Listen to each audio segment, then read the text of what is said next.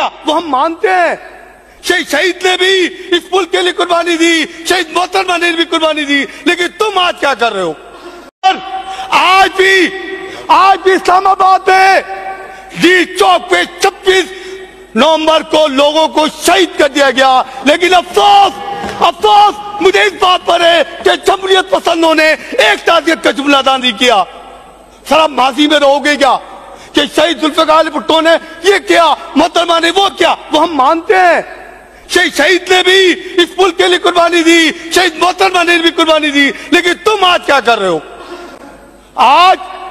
آج آپ کی زبان پر سیسا پلائی ہوئی زپ لگی ہوئی ہے, آپ ان کو سپورٹ کر رہے ہوتے ہو. آج میرے بھائی آئے, دور سے نظر آئے, انہوں نے کہا تو جناب ڈی چوک پر شہید ہونے والے بھی شہیدی کہلائیں گے, کیونکہ وہ صرف اور صرف بے گناہ معصوم شہری تھے, اور معصوم شہریوں کو صرف اس لیے شہید کر دیا گیا کہ وہ پاکستان کے اندر ظلم و ستم کی قوم کو ختم کرنا چاہتے.